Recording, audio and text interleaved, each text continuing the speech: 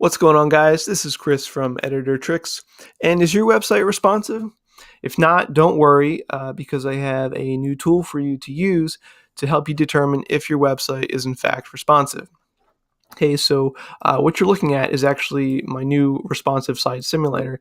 And essentially, all it is a tool to help you determine if your website is in fact responsive.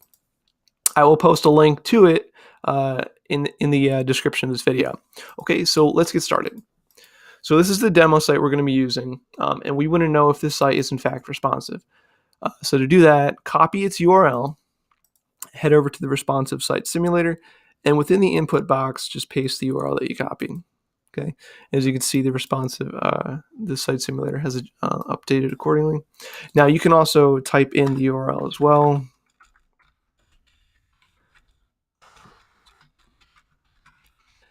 And the site simulator will adjust for each new character that you add to the input box. Okay, as you can see, our site has appeared at the bottom.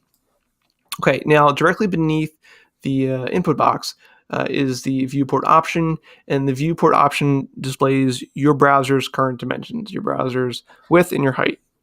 Okay, now when you heading down to the responsive site simulator's features, the first feature is the site feature, and essentially what it just displays the URL of the site you're looking at in the simulator. If you click on it, it'll take you to that site, the live version of the site. Nothing fancy, just a nice little convenience. Now moving on to the width feature. So this is where you can actually begin to adjust the size of the site simulator. So by default, it's set to 1500 pixels. And as you can see, we change it. We'll drop it to 1200. We'll drop it to 800, 700, 400. As you can see, it keeps getting smaller and smaller. If you don't want to be so precise, you can use a slider. And this will also adjust the width of the site simulator.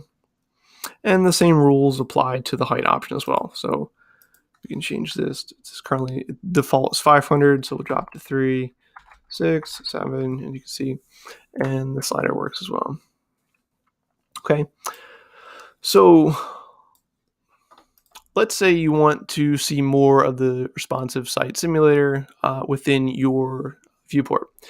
As you can see, right now the site simulator is cut off at the bottom of the screen, but to give us a better view of what our website looks like, a more whole view of what the site looks like in the responsive site simulator, just click the little transform toggle switch, and that will reduce the size of the site simulator by 50%. It just makes it easier to view your site in the site simulator. Now, the next feature is really just an option. It's a device type. Actually, it's more of a category, a device type category. And this category displays 3 different categories: desktop, tablet, and mobile. And these categories change depending on the width of the site simulator, okay? So whenever the site simulator is greater than 992 pixels, this will display as desktop. When it's less than 992 pixels, but greater than 767 pixels, it'll show tablet. And when it's less than 767 pixels, this category will show mobile. Okay, so let me give you an example. So right now, the current width of the site simulator is 1,428 pixels wide. Now, if I reduce this to less than 992 pixels, this category will change from desktop to tablet. So let's do that. So I'm going to reduce this to less than 992 pixels. As you can see, the device type has changed to a tablet.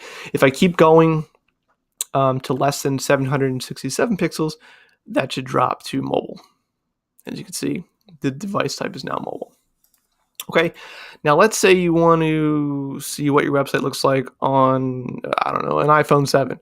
So go to the next feature, which is the device feature.